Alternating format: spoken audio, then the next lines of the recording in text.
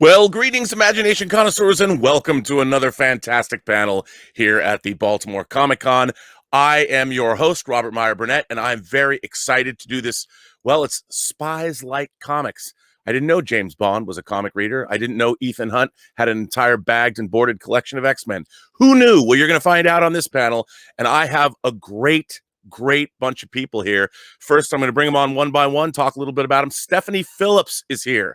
Now, Stephanie Phillips, not only has she worked on Harley Quinn, Superman, Crimes of Passion, she's working on the new heavy metal Tarna comic, if you are a fan of the heavy metal animated film from 1981. Her own work, Butcher of Paris, A Man Among Ye, Artemis the Assassin, and something I particularly like, Red Atlantis. So welcome her to this panel. I mean, come on.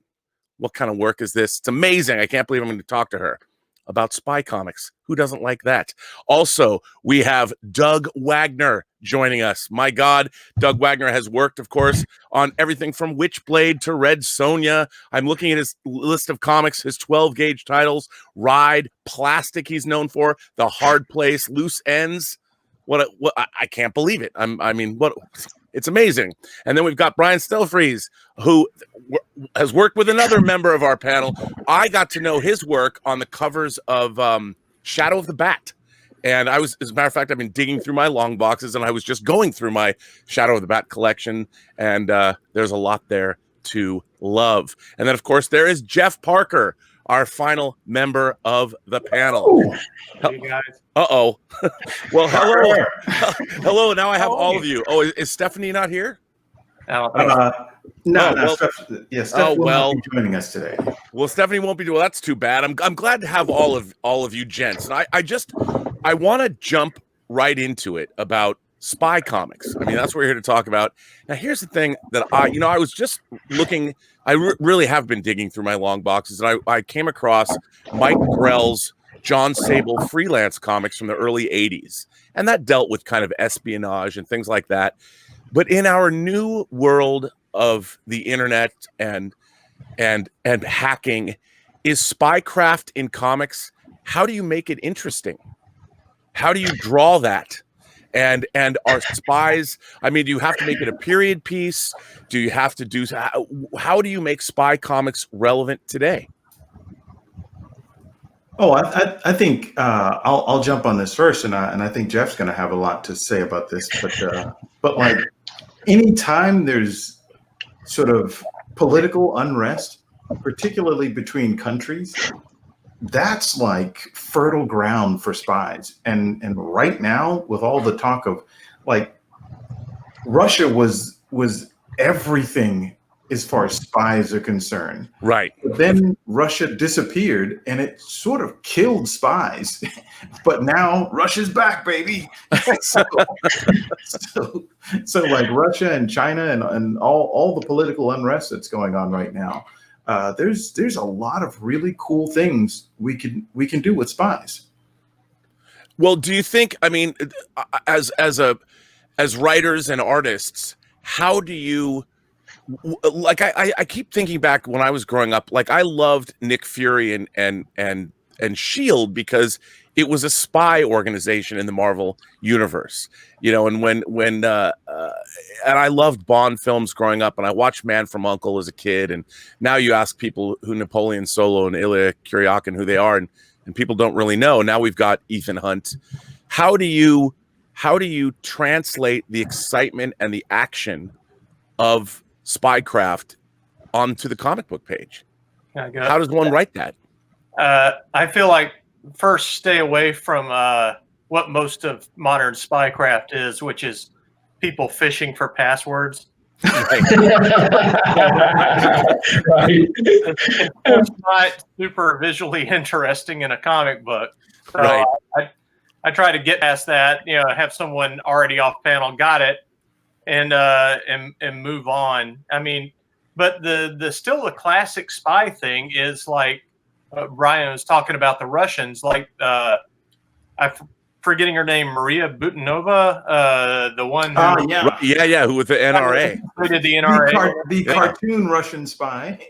Exactly. She's like Moose and Squirrel, and she's like she did all the classic Spies honey trap type stuff. I mean, that's all still working fine as the movie Borat now on Amazon Prime will show us. It's like, Right. Look, they'll just walk right up, blink at an old guy and with a pretty girl, and bam, you've got a lot of access and information and things to do. And of course, then guns and shooting and things. That's Doug's department. I'll just What I think's interesting about it all is what, going back to what Brian was saying too, like we used to have one enemy and now we don't know who our real enemies are.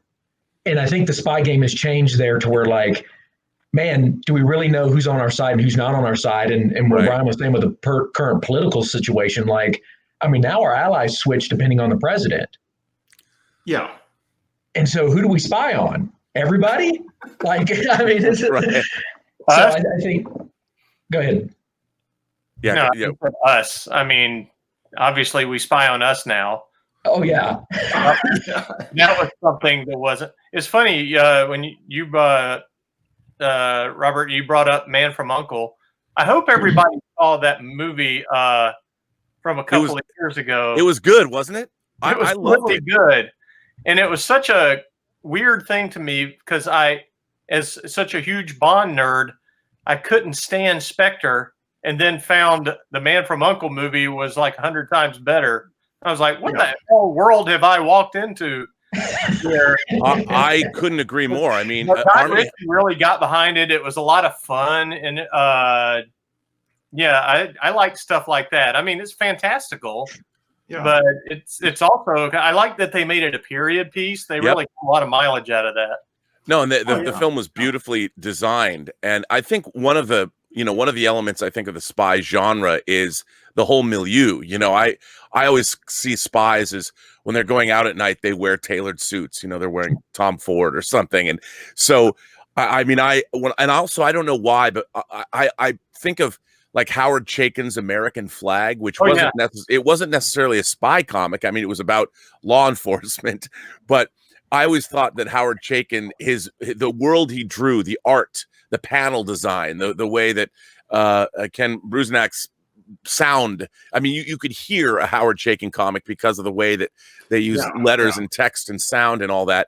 Is that a part of it too? I mean, the design, whether it's gadgets or guns or the women, is that as much a part of like when you guys are conceiving these comics? I think it's a huge part of it. In fact, I think when we really get down to the DNA of it, James Bond, for one, I think that represents when you do a spy comic represents the unknown enemy. Superhero comics represent the obvious enemy. There's the bad guy. Let's go kick his butt. But the spy comic, you have no idea who the enemy is, but hell, you're a man. You need to do something about it. So what's really cool with the James Bond movies and the James Bond novels, you have to remember the James Bond stories started in male chauvinist magazine, Playboy. so it represented everything that the American man of the time wanted to be. He wanted to sleep with women. He wanted to defeat the unknown enemy. And quite frankly, most American men wanted to be as cool as English guys. So it was just fantasy.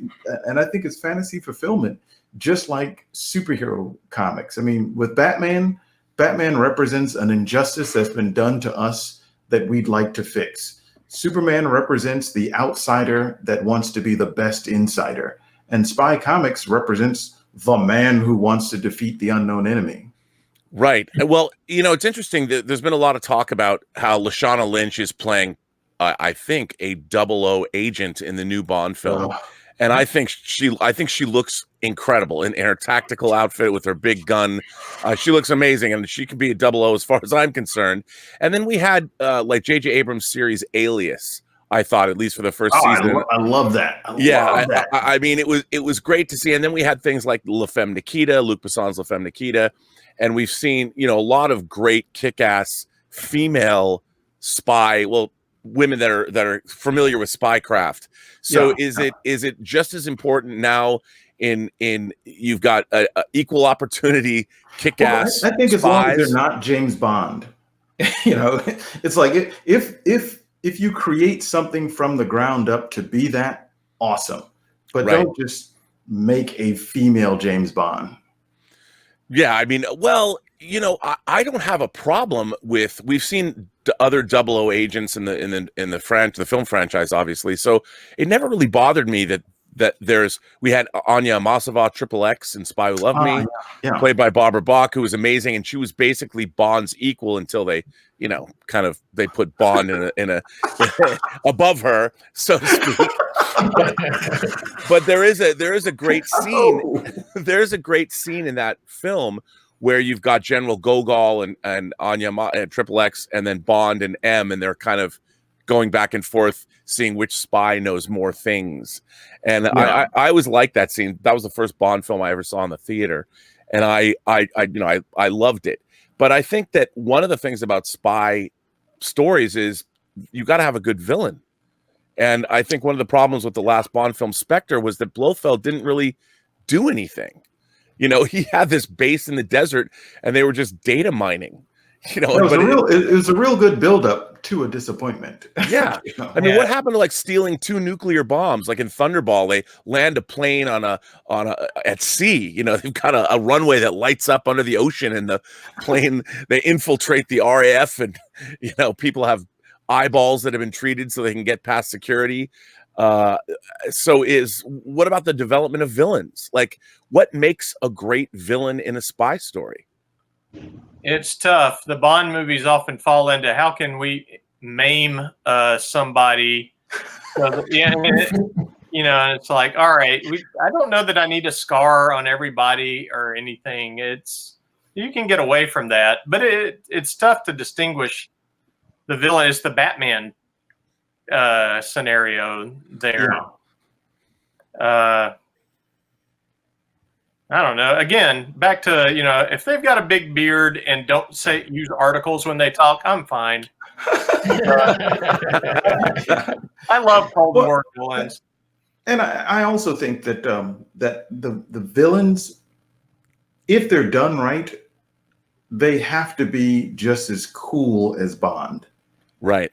Right. And it's that thing where Bond's cool has to defeat this villain's cool.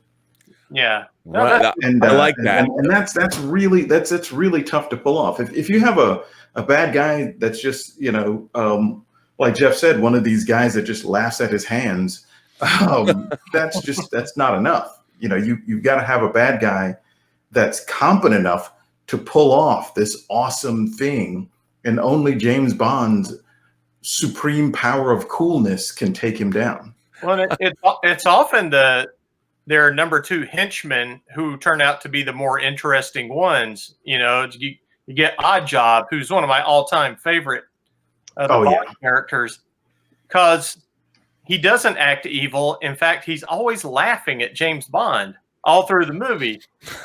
Like in that one where they're driving through the warehouse and Bond thinks a car is coming at him, pulls over and crashes into a bunch of boxes.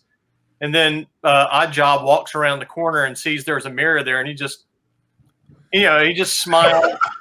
Like everything works out for him, and I love that. You've got to have like a big robot hand or some jaws or something. Like they can really go to town. Baron Samedi.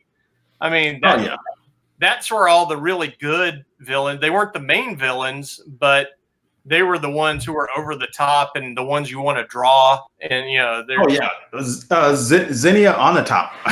Yeah. I mean, she was crazy and she could drive a car. What a great hench person. I think in like the comics realm, I remember reading the New Teen Titans, and they kind of introduced Slade Wilson, the Terminator, and he was to me a great spy-like villain because he was an assassin and he wasn't really super powered. I mean, he kind of was, but he was just as much an equal, and he was into subterfuge. He had a henchwoman infiltrate the Titans, and I always thought that Slade Wilson would have made a great Bond villain. That's why I like GoldenEye. You had 006, Sean Bean's character. Alex Trevelyan was a former 006 turned villain and was like Bond's equal. It's not like Michael Lonsdale is Hugo Drax, who just stands around and says, see that some harm comes to him, Mr. Looking like Nixon. That was just his thing. Right. Yeah. Or I mean, you look at like in Spy Who Loved Me, it's Carl Stromberg. He's just like an old British industrialist or something. And yeah, he might have built an underwater city, but what's he going to do to you? Unless he has and I've always liked, you go back and you look at the John le Carré, like I recently watched not the Gary Oldman version, but the Alec Guinness, the Tinker Tailor Soldier Spy, and the Smiley's People, and those sort of Byzantine plots, which are kind of hard to do in a comic book because you have to have action. Don't you? Not John le Carré. I wonder if I can do this with just people sitting in hotel rooms talking. Right. I mean, how do you? Is it difficult to approach those kinds of stories because you have to? Do you design a comic spy story or like a movie around the action set pieces, or is plotting king? How do you come to create a spy story in comic form? What is the secret origin of a great spy comic? Doug? I mean, for me, and I say this all the time, I'm going to start with character first. If I can get the reader to become invested in the lead character and maybe even a cool henchman, I think everything else there will help write itself. I always think that people go see James Bond because they love James Bond. It's not because we know what the plot's going to be before we even walk into the door. Right. But if you love James Bond and you love the characters that are in it, you're still going to go watch it and enjoy it. And that's kind of how I approach when I start out, how can I get people to like this character? That's the first thing I think of. Yeah. And I think there's a little bit of domino sort of building to it. Like if you set up the right pieces with a spy story, after a while, the action kind of flows from that. The action just kind of naturally just kind of falls into to fill the gap. And I find that with a story that Doug and I are writing right now, we have to make ourselves stop thinking about action sequences. It's so easy to kind of go, and wouldn't it be cool if so it's just like the action part of it is actually easy. It's the making the espionage worth it, because I think the thing that separates spy stories from other stories is, I think with a lot of other stories, particularly superhero stories, you get the politician pass where people just kind of go, well, I know you're lying to me. I'm just wondering how entertaining the lie is going to be. I love that, the politician pass. Yeah, but with a spy story, people kind of go, well, I know you're lying to me, but it better sound truthful. And you're basically hiding the lie within the lie. And the first lie has to be believable so that the second lie, which is incredible, actually works. If the first lie, if James Bond does something like he just starts flying, people automatically go, oh, I'm out. Or if he has super strength, it's like, no. And I think even with the Pierce Brosnan stories, that's the line that they crossed. They turned Bond into a superhero who could do magical things and had an invisible car. And once that happens, it's just like, this is crap. But all the other, the best Bond movies push it right to the edge where you go, oh yeah, that technology might exist. Right. I mean, they did a good job pulling back on that when they introduced Daniel Craig in Casino Royale. I thought Casino Royale, such a great film, because ultimately, I mean, you have a half an hour sequence of they're playing Texas Hold'em. And Lashif was Mads Mikkelsen was so great as Lashif. Oh man, and of course like Jeff said, you have to have an injury and crying blood. Cheers. And then I like Jeffrey Wright having to come in and being the American, like, all right, we'll give you money. You know, like, that to me is where they get the most honest dynamic of the whole thing. Like, we can't do it, but we've got a lot of money. I'll front game. It's like, I'm not the cool guy, but I will back the cool guy. Right. See, He was. Right. I'm glad they've brought him back in No Time to Die, because I loved him as Felix Leiter. I thought he was he's great. He's a great addition to, and they keep, when he was paired up, I think in Quantum of Solace, when he's paired up with the white dude, the taller white guy, and they have that kind of banter about what they're gonna do, and how they're gonna deal with this, and I guess we're staking Bond again, and I love that, and I think that another thing that I think has appeal. I remember reading once about the Bond franchise starting on film in the early 60s when Dr. No came out in 62. You basically had an American population. The middle class had been created by everybody coming back from World War II, and you had things like the GI Bill and the sort of the Leave It to Beaver 50s. And everybody had sort of settled down, and the Bond franchise, at least on film, obviously the books were popular, but suddenly you actually were seeing images of Bond on planes, flying to these exotic locations. Most Americans didn't even have passports. And it was sort of, like you had said earlier, wish fulfillment for men. Everybody wanted to be Bond, but also sort of the exotic nature of the whole world. It wasn't just the women and the cars, but it was also the locations and the glamour. I mean, it's funny, the Bond franchise kind of, they in Where World Is Not Enough, they go to an oil field in Kazakhstan or something, and it's like, who wants to go there? And I'd rather go to an ice palace and die another day. But no, they go to Jamaica, and it's just because Ian Fleming lived in Jamaica. I mean, it's not like he's like, oh, I can write this. It's like this is it wasn't exactly a hot spot of where the Cold War was converging. No, they made it there. I love. Yeah, and you get cool characters like Bond's supporting team, like Quarrel, right? Yeah, or whatever. When she comes up and cuts him in the face with a broken bottle, and he laughs at her, like, oh, yeah, that's a great fit.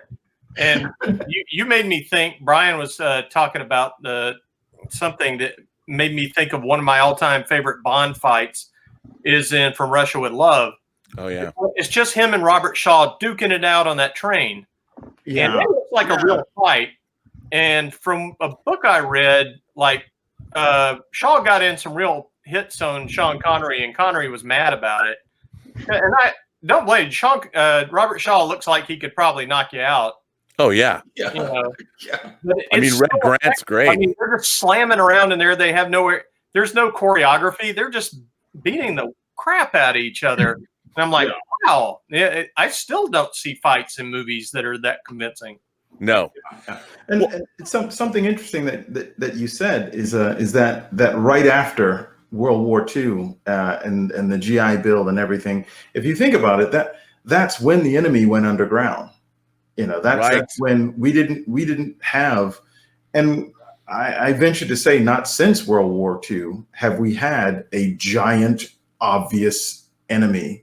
But at the same time, a lot of these military guys were coming home and they had seen the world and they were stepping up into, because a lot of them were country boys that now had a little bit of money. So there was this attraction to class, and Bond was just the master of it.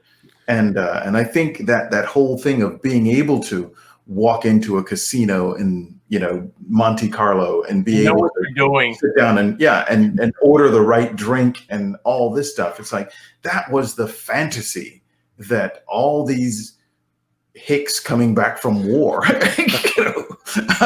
had. And I think that fantasy persists because there's really no difference between James Bond and Hannibal Lecter. Right. They're just guys with class, and I think who both kill.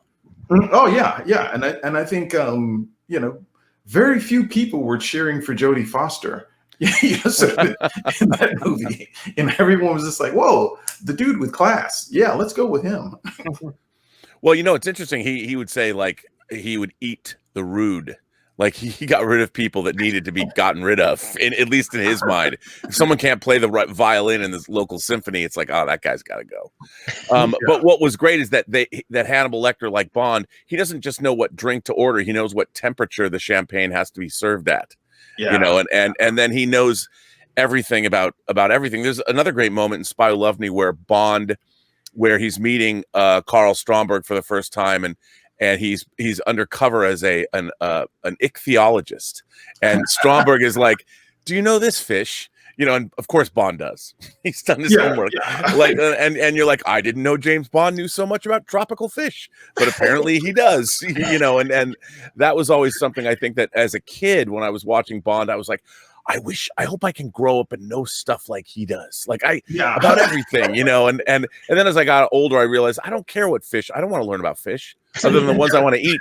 I don't want to be able to identify what spiny, tropical, pretty fish that is. I don't care unless it tastes good. To never be called out. Always just and well, how do you? I mean, again, bringing it back to the comics medium.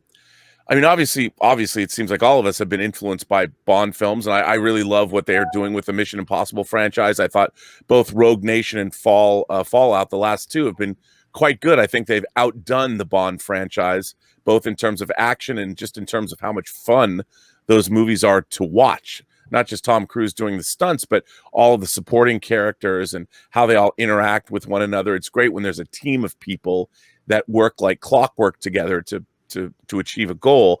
But how do you recreate that I mean, Doug, you were talking about character. You start with character, and I believe that. I've always said that you have to start with your character and then your story, and then your shared universe and things like that come later. But you have to have characters first. But how do you build a good spy story after you've got the character? Is it all about the plot? Do you come up with the villain first? Do you have set pieces, or do you come up with a climax that you want to see? And since you can't have a soundtrack or you can't have real explosions, how do you bring that same excitement to the page? I think for me, it was lucky because I'm co-writing with Brian. So we would sit in the darks of our offices and just spit out the worst ideas you could possibly come up with and see what would stick to the wall. And basically, it comes down to like Brian and I started going, hey, let's write the spy comic we want to read. And I think that's where the key comes in, is like, make sure we're writing a comic that we think we would enjoy reading and hope that it builds from there and maybe somebody else likes it. I know Jeff, maybe you can speak more to that because I know you're working a little bit alone on this one. But you guys somehow are able to make a car chase work in a comic, which I always advise people to stay away from. But you've done it repeatedly, and I'm like, geez, they made an exciting car chase. How did they do that? And how did you do that? Like, how did you do that? Well, I think there's a big secret with comics, and I realized it early on, which is when the action starts, the plot ends. There's usually not a plot that continues, and even the writers would write like, plot, stop, and then they fight. At the end of the fight, Joker's victorious, and plot. So you'd have like maybe 3 or 4 pages of a fight, but I think what that does is that encourages the artists to do pictures of people fighting, and not a fight, not a fight with a plot. And one of the things that I think Doug really picked up on, even back in the Gun Candy days, is for us to kind of go, okay, we have a fight here. How can we reveal something about the character or reveal something about the plot in the fight? So in the fight, it's going to be like, okay, they're fighting, but we need to get across that this person is just defensive. They're just defending themselves. They're not actually attacking. Or this person is dirty.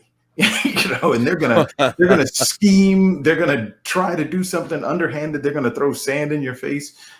So that even when they're fighting, rather than it being cool pictures of people throwing an awesome kick or an awesome punch, which I think comics, and I'm going to say the word, descend into that with Right. action sequences, what ends up happening is people kind of go, oh, wow, this isn't just pictures. This is actually plot that's happening.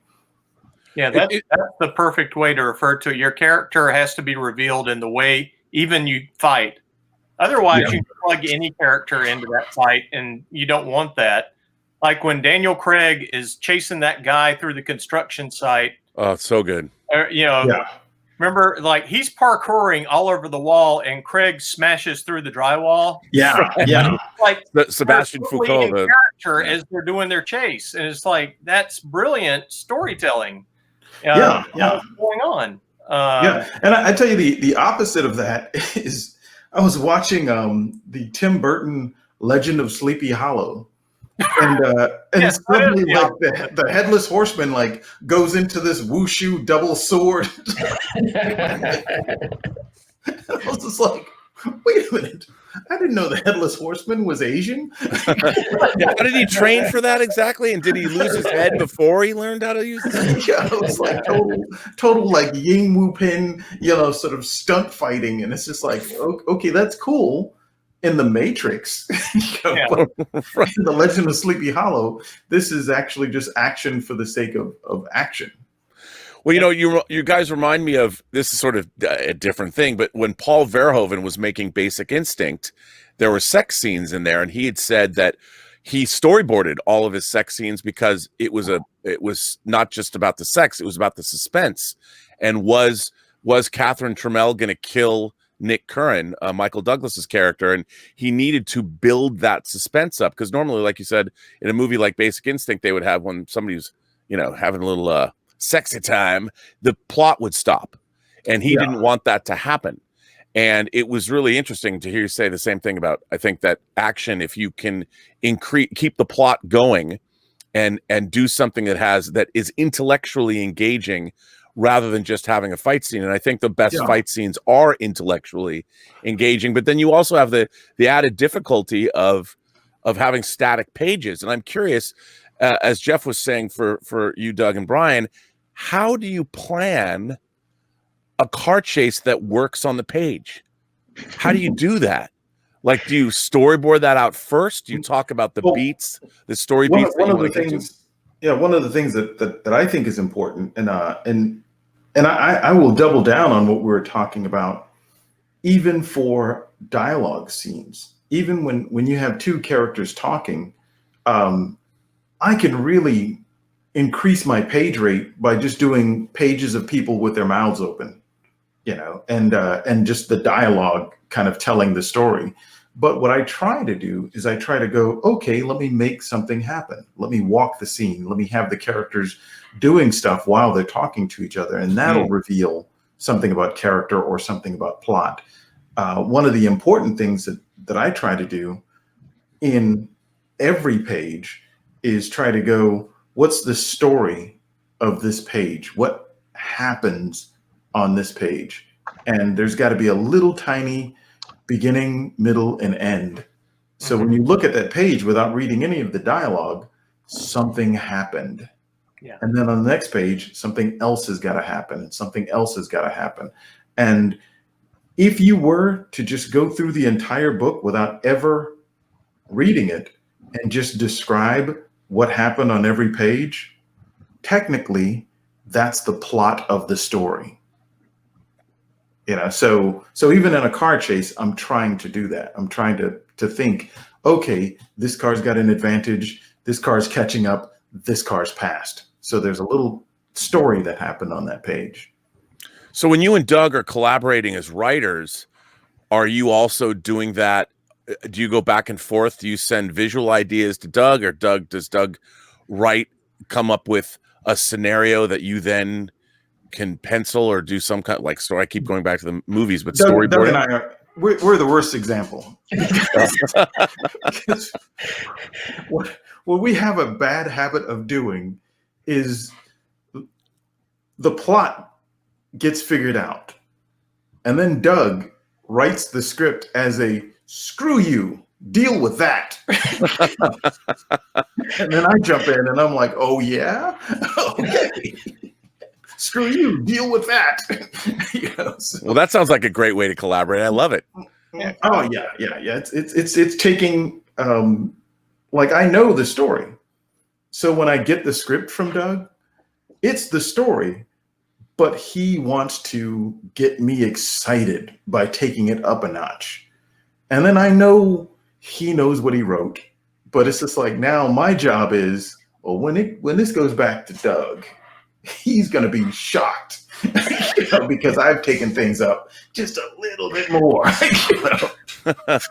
So it's just a fun collab, and the fact that we've been buddies for like 100 years, I think helps out. Right. But yeah, I mean, Doug, I don't know. Doug always throws something different than what I expect to me. Well, I think that's like, well, Jeff, for you, I mean, you worked a lot in the Marvel universe and did like Agents of Atlas, and you worked on stuff like X-Men First Class. When you saw like the movie X-Men First Class, which is basically a Bond movie, X-Men First Class is a Bond film. Did you see a different way to say taking those established characters, and I mean, how many X-Men comics have there been now, and we all know those characters. How can you put sort of that kind of spy spin on established characters like they did with something like X-Men First Class? Do you look to film to inspire you when you're writing comics? When I work on superheroes, it's here. I'll give this away. I almost never think of it as a superhero story. It's like they look like superheroes, but I'm either doing a romance or an adventure or a mystery or something, and I'm bringing those characters into it to do it the way they would, instead of saying this is a superhero universe. It makes them more relatable to me. Right. Yeah, I was just thinking while they were talking about the visuals. Currently, I'm working on a new Ninjak series with Javier Pulido. And Nice. so what I'm trying, Javier is one of those guys like Marcos Martin, who's just going to do these bananas layouts, storytelling that really use the comics format. You know, it's not trying to do a movie in comics. It's a different way of thinking. And I try to give him a lot of visuals to work with, and yet at the same time get out of his way so he can do what he does. And then I go back and try to put the story back and make sure it's all still happening or whatever. And usually he explains to me, here's why I made this choice and everything. And then I can accommodate with that. And I love when I can drop out dialogue. That's always great. Anytime you have something nice and clear where people don't have to hear, I am shooting him with a Walther at 3 if you can. You want to do that. And I love to also sound effects. You're talking about the Chaikin sound effects, which I loved. Like with him and Walt Simonson would do that, where they'd have like brack, and it's all tucked in behind the art elements, so it felt like it's surrounding you, sort of. Yeah, it really did. I mean, I've never, no comics. That was the first time I actually heard a comic book, was when I started reading American Flag in the early 80s. I never thought that was possible. Yeah, I think, who is it? It's weird. American Flag is a noisy comic. It is a noise. And it was Ken Bruzenak, and he would use letters. They would be huge. Chaikin's work was already incredible, but then Chaikin wasn't scared to have giant text. That like if a machine gun was going bada bada bada bada, he would write bada bada bada, these big gigantic letters that would stretch across panels, and it was amazing. Yeah, a lot of times too, I'll write in the sound effects and I'll describe them. I'll blow them way up on the page, and it's really just for the artist's benefit, so that they're making something that looks like it goes with that sound effect. And then I'll take the sound effect completely out because you don't need it anymore. Right. And it made it visually loud. And it's like, all right, we don't need the sound. Everybody, if I think the reader can fill in with their head, I try to do that. Because sweet. You're going back and forth. Are you guys like, do you ever go the Tom Clancy route where you have to have real, like, I have to have this specific gun, or I have to have this specific car with these specific tires? Do you guys ever drill down that far? I just did that the other day. I was writing another, I've been doing this James Bond stories as like if the Bond of the books was in World War II. You never saw that stuff. Right. That's where he got all this experience. And yet I don't want to put any gadgets in there. I'm just trying to use stuff that people probably didn't know about that they were using in World War II, because I think it's more interesting that way.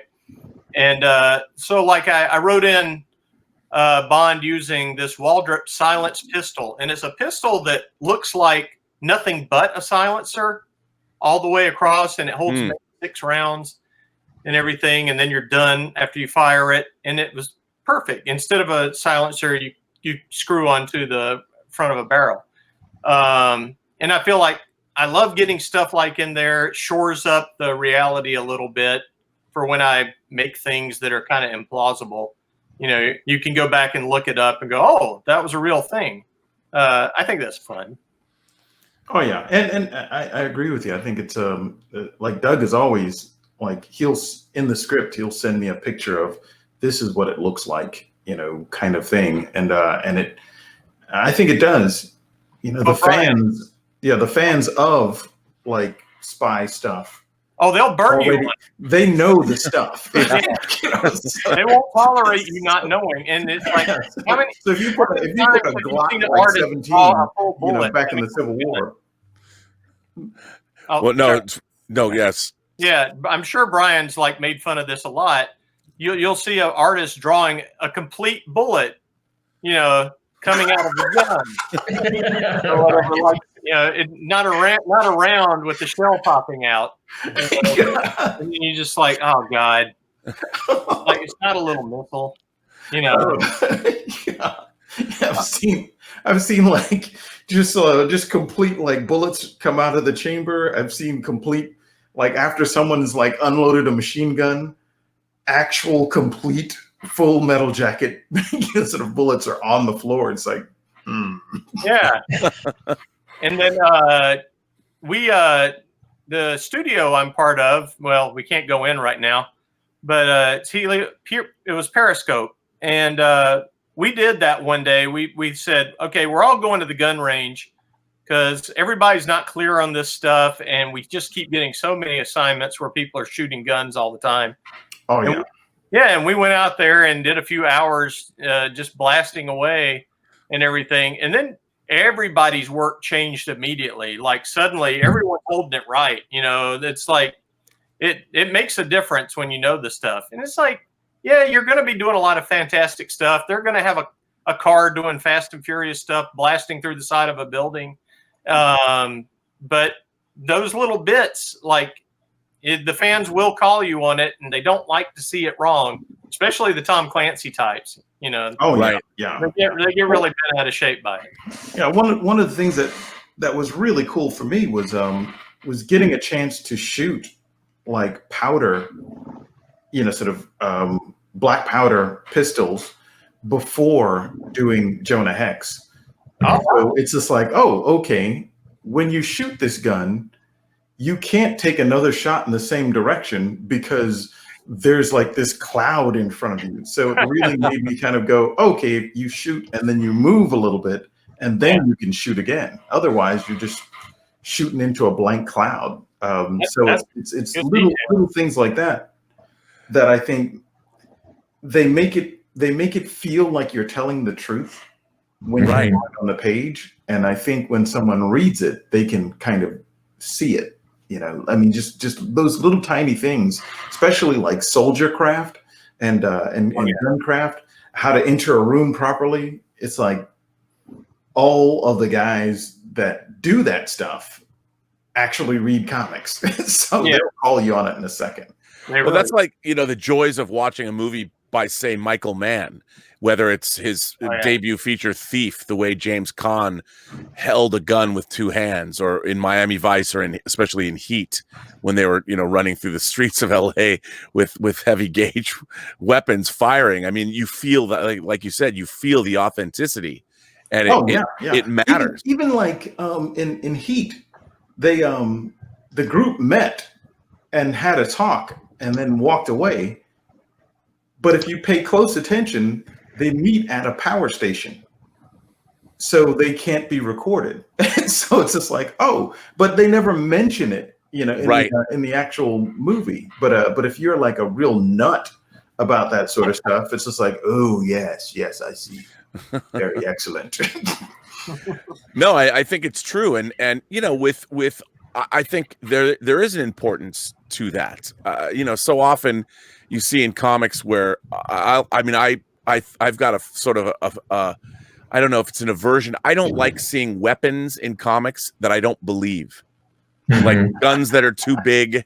There's something about the verisimilitude of the action. If the gun is like, come on, man, you can't wield that weapon. You gotta believe it.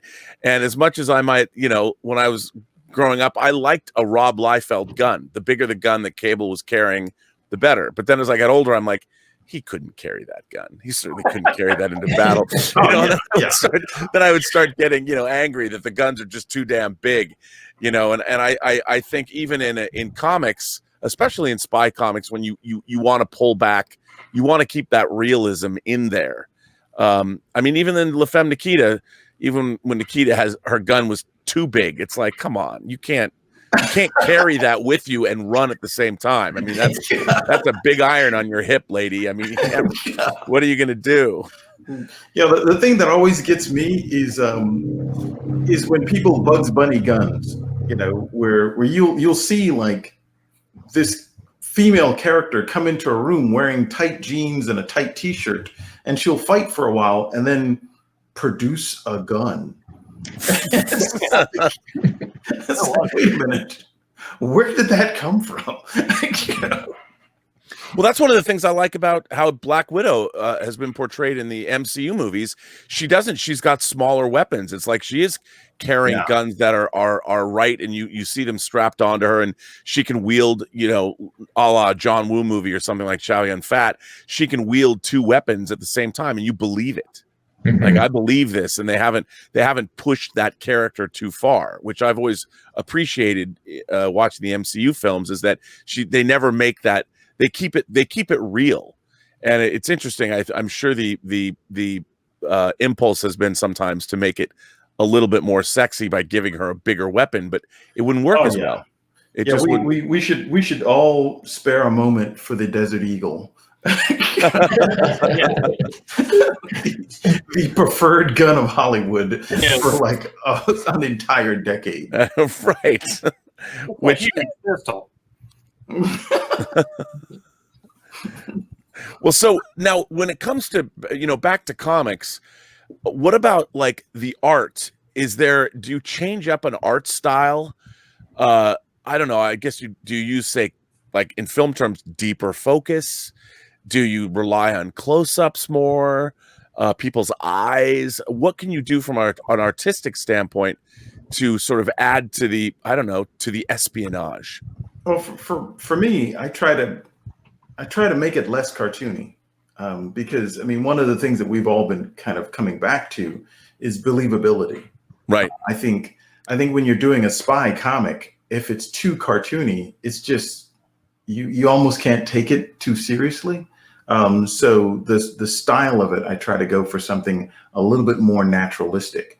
Sometimes I'll get slightly more cartoony in the action, but while I'm in the sort of espionage parts of the story, I try to make it as instantly believable as possible. And I think something you mentioned earlier, which I think is really, really important with a spy story, more so than a comic book story, is having a style.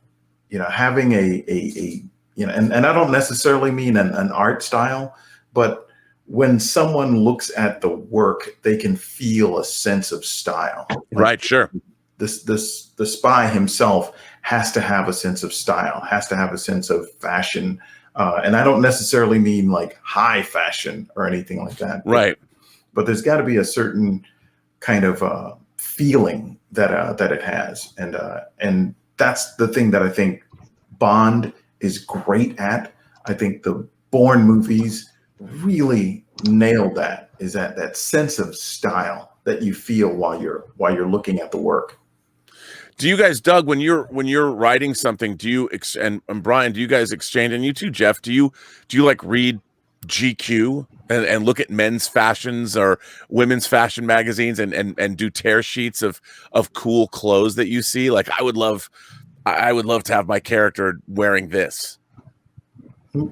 Yeah, well, for me, I think it's I probably spend more time with my head in tactical sort of magazines, just like looking up like, oh man, this would be something cool for Thomas to have. This would be something cool, and all of that stuff. Like his uniform, everything on him is stuff that you can buy. It's right, like secret, otherworldly stuff. It's stuff that you can get a hold of. And then there's little lies kind of seated in there. But yeah, I mean, I'm always kind of going, wow, that's a cool house. That's a cool car. That's a cool couch. And just trying to put stuff together visually, getting yourself into the head of the character. I think, and I think both Jeff and Doug will back me on this. You create the character and you get it to a place of perpetual motion. Then the character tells you what they like and what they want. And you just add that to it. Well, this panel has been the fastest hour-long panel I think I've ever participated in. We've only got 8 minutes left, but I figured before I want you guys to all talk about what are you working on now? What are your current projects and what do you have coming up? Go ahead, Jeff. Okay, fine. I am, well, stuff I can't announce yet. Man, that's a lot of fun. But I am working on that Ninjak story. And a neat part of it I meant to bring in when you're talking about the style is it's a chance with these sort of stories to let the colorist be more designy. You don't have to do a little local color all through it. In fact, that doesn't feel right. I'll often put in pictures like of Mario Bava movies and say, look at this. Sweet. And or the early Bond movies like Dr. No and stuff, where they were just doing gorgeous sets and incredible lighting. You can do that. You just like drop a whole bunch of bad guys into red. Don't spend all this time coloring them individually. Like, treat them like a force. And you can do all this stuff, and it feels like what we're conditioned with, like cool opening credits from these movies. We like stuff like that, and it's a way to kind of homage that, I think, in the storytelling. Right. Yeah. So Brian and Doug, you guys working together? Do you have upcoming books? Do you have things you're planning? No, we just finished up our Kickstarter for our first issue of Thomas River, which is straight up spy. And then just like Jeff, I mean, everything else I'm working on, I'm not allowed to talk about. That's how comics has gotten these days. Like everybody wants exclusives on stuff, and if you give it away, nobody will cover you afterwards. It's such a weird thing. But I'm working with Hoyt. It's awesome. The spy panel ends with stuff we can't talk about. I love it. I couldn't have planned. Well, to touch on that, I mean, to sort of take a detour. How are you all feeling about the state of the comics industry? And also moving over to Kickstarter is a way that a lot of creators have found great success doing that. There was, even controversy that even a publisher like Boom Studios was utilizing crowdfunding as well. How do you feel? Well, I guess, how do you feel about the state of the industry, and how do you feel about using Kickstarter and crowdfunding comics? I think Kickstarter is super important. You've got to get that bond with your audience and not let it fall apart. At the same time, you do have to find ways to support the shops that are hanging in there through this. It's a real tough needle to thread. but I don't think it's impossible. But we're probably going to have to start doing stuff we should have been doing 10 years ago. You know. Mm. Oh yeah, yeah. I back you up on that 100%. I think with Kickstarter, it's really awesome. Especially, I mean, Doug and I have talked about the fact that doing something that's out of the mainstream of comics and probably wouldn't sell that great in your average comic book shop. Right. You can do that in Kickstarter a lot easier and be relatively financially successful. But I love the fact that I'm going to be doing more and more stuff for Marvel and DC and possibly Valiant and everyone. So it's just anything that's out there. Kickstarter opens up another road for us to travel. Yeah, and you're dealing with directly dealing with your audience. There's no middleman, although it doesn't allow people necessarily to discover your work. I mean, so often I found so many comic books going into the comic shops. I would miss that very much if you couldn't find some crazy thing that you'd never heard of before or seen before. That's how I found American Flag when I was a kid. I was like, "What's this?" It's not. I wouldn't have known what it was. Yeah, you depended on the shop owner or a clerk there who had cool taste to help get you into stuff. That was important to me in college. But I like what Brian's point is. It's like a lot of what you're selling on Kickstarter would have a hard time getting the shelf space in the store anyway. Yeah. And so hopefully you can get it to a point where they don't really compete with each other too much. Yeah. Mm-hmm. Interesting. And we found, honestly, I mean, Brian and I went through the whole list of you can see everybody that backs your books, and you'll be surprised at the lack of crossover between your comics fans and your Kickstarter fans. There's not a huge convergence of like, oh, we had 10,000 people that would normally buy a comic book in the comic book shop spend their money on our Kickstarter instead. It was people we have never encountered before and people that. Well, it's the way you always find out after you do it, like a bunch of X-Men books, like, come on, fans, let's follow me over here. And like, hey, where'd everybody go?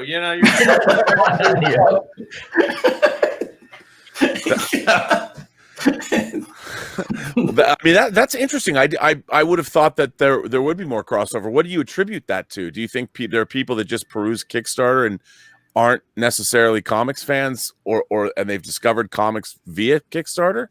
I think there are people that are perusing Facebook, Twitter, Instagram, not necessarily Kickstarter specifically, but there's people that are just kind of hanging out. They're reading like little articles and stuff like that, and they're going to the Kickstarter because they can usually port right there from whatever article or whatever Facebook post or whatever. Whereas a lot of times with the comics, you have to go to the comic shop, and I think a lot of these people are people who are like, well, I do this, and I don't know where the comic book shop is near me, and I'm not going to go to the comic book shop.